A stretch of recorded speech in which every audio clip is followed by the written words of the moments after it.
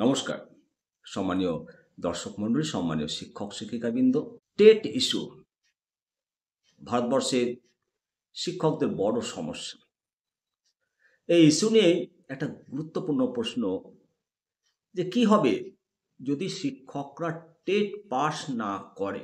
এই প্রশ্নটি ভারতবর্ষের শিক্ষা ব্যবস্থার একটা গুরুত্বপূর্ণ দিক, বিশেষত শিক্ষকদের যোগ্যতা এবং দক্ষতার প্রেক্ষাপটে টেট পরীক্ষা হলো একটি মানদণ্ড যা প্রাথমিক এবং আপার প্রাথমিক বিদ্যালয়ের শিক্ষকদের জন্য প্রয়োজনীয়। এই পরীক্ষার উদ্দেশ্য হলো শিক্ষকদের পেশাদার দক্ষতা মূল্যায়ন করা এবং নিশ্চিত করা যে তাদের ছাত্রদের যে সঠিকভাবে শিক্ষা দেওয়া দরকার সেই শিক্ষাটা দিতে তারা সক্ষম। যাই হোক, একজন শিক্ষক যদি টেট পাস না করে তাহলে তাদের চাকরির স্থিতি এবং ভবিষ্যৎ সম্পর্কে প্রশ্ন উঠেছে। ইন সার্ভিস শিক্ষকদের 2 বছরের মধ্যে টেট পাস না করলে বাধ্যতামূলক অপসারণ অর্থাৎ রিটায়ারমেন্ট করতে হবে। তো অত্যন্ত গুরুত্বপূর্ণ আলোচনা এবং ভাবনা যে শিক্ষকদের যে টেট পাস করার প্রয়োজনীয় সময় এবং সুযোগ, এবং যারা টেট পাস করতে ব্যর্থ হবেন তাদের পুনর্বিবেচনা বা পুনঃপরীক্ষার সুযোগ অবশ্যই থাকা উচিত। তাহলে সেটা নিশ্চিত করবে যে শিক্ষা খাতে গুণগত মান বজায় রাখার সাথে সাথে শিক্ষকদের অধিকার সুরক্ষিত থাকছে।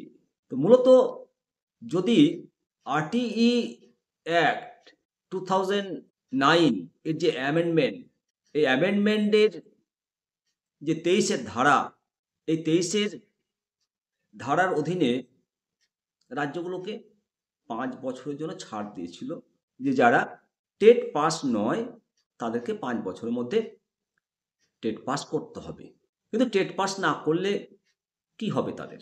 সমগ্র দেশে টেট ইমপ্লিমেন্ট হয়েছে, শুধুমাত্র জম্মু এবং কাশ্মীর বাদে 370 ধারার কারণে জম্মু এবং কাশ্মীরটিকে একটা বিশেষ রাজ্য হিসেবে ঘোষণা করা হয়েছিল এবং বিশেষ মর্যাদা দেওয়া হয়েছিল। জম্মু কাশ্মীরে আরটিই আইনের বাস্তব ইমপ্লিমেশনের সময় এসছে, কিন্তু এখনও বাস্তবায়ন করা যায়নি। তো শিক্ষকদের জন্য শিক্ষক নিয়োগের যে ন্যূনতম যোগ্যতা টেট বাধ্যতামূলক করা হয়েছে এবং আরটিই আইনের 23 ধারা অনুসারে রাজ্যগুলোকে 5 বছর ছাড় দেওয়া হয়েছে।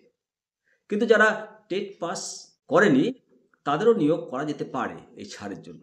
5 বছরের মধ্যে তাদেরকে আবার পুনর্নিয়োগ করা হবে, টেট পাস করা প্রয়োজন হবে। কিন্তু প্রশ্ন হলো যে শিক্ষকরা যদি 5 বছরের মধ্যে টেট পাস না করে তাহলে তাদের কি হবে? আইনে কি শাস্তির বিধান আছে? 2017 যে অ্যামেন্ডমেন্ট হয়েছিল, সেই অ্যামেন্ডমেন্টে যে রেট্রোস্পেক্টিভ ইফেক্টের কথা বলা হয়েছে সেখানে টেট পাস করতে হবে, আর না করলে কি হবে তার জন্য কোনো শাস্তি বা বাধ্যতামূলক অবসর এসব কিন্তু কোনো কিছুর উল্লেখ নেই। যদিও কোর্স শব্দের ব্যবহার করা হয়েছে, অর্থাৎ বাধ্যতামূলক করা হয়েছিল, অর্থাৎ ট্রেনিংটা করতে হবে, কিন্তু শাস্তিমূলক ব্যবস্থা নেই। আইনের উদ্দেশ্যই ছিল টেস্ট পাস করা শিক্ষকদের নিয়োগ, কিন্তু বাস্তবে আইন প্রণয়নের পরে এমন কোনো শাস্তিমূলক ব্যবস্থা নেই। যদি শিক্ষকরা টেট পাস না করেন তাহলে কি তারা চাকরি হারাবেন অথবা তাদের পদোন্নতি প্রমোশন বন্ধ হয়ে যাবে? এই আইন প্রণয়নকারী যে সংসদ টেট পাস শিক্ষকদের বাধ্যতামূলক করতে চেয়েছিলেন, কিন্তু শাস্তিমূলক ব্যবস্থা না থাকায় সমস্ত শিক্ষকের চাকরি থেকে যাবে।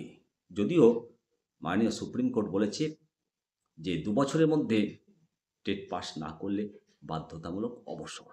এখন এটাই একটা বিশাল বড় প্রশ্নচিহ্ন যে আরটিই আইন প্রণয়ন যারা করেছে, আরটিই আইন বাস্তবায়ন পর শিক্ষকদের জন্য টেট পাস তারা করতে চেয়েছে, তবে শাস্তিমূলক কোনো ব্যবস্থা করতে চায়নি। অর্থাৎ আইন প্রণয়নকারী সংস্থা এরা চেয়েছে যে সমস্ত শিক্ষক টেট পাস করুক, তাদেরকে একটা সুযোগ দেওয়া হবে, সময় দেওয়া হবে। কিন্তু সেই সময়ের মধ্যে করতে না পারলে, ২ বছরের মধ্যে করতে না পারলে বাধ্যতামূলক অবসর।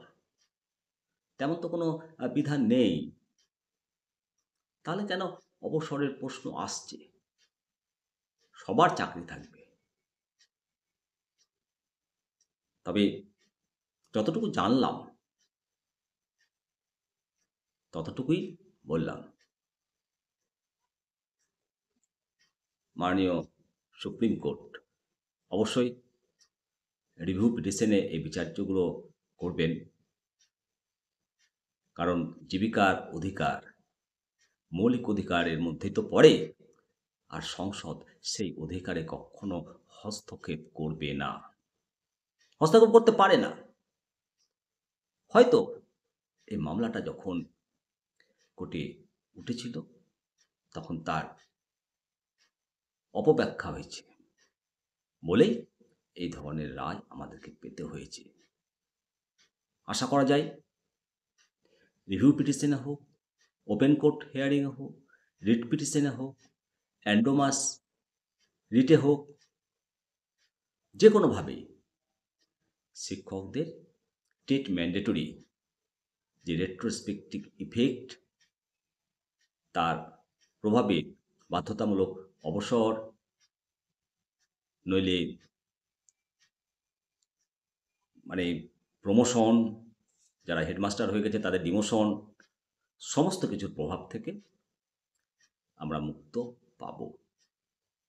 আর তার জন্য সমস্ত শিক্ষকগণকে সংঘবদ্ধ হয়ে এআইপিটিএ পাই যে ঐক্যবদ্ধ হওয়ার যে ডাকটা দিয়েছে, এটা আপনাকে আমাকে সবাইকে সংঘবদ্ধ হয়ে সরকারের কানে আওয়াজটা পৌঁছাতে হবে যে আরটিই 2009 অ্যামেন্ডমেন্ট 2017 আরটিই রুলস এবং অ্যাক্ট কোথাও তো নেই বোধহয় যে টেট পাস না করলে চাকরি চলে যাবে, অবসর নিতে হবে। অবশ্যই আপনারা আপনাদের মতামত জানাবেন। ভালো থাকবেন। জয় হিন্দ, বন্দে মাতরম, ভারত মাতা কি জয়।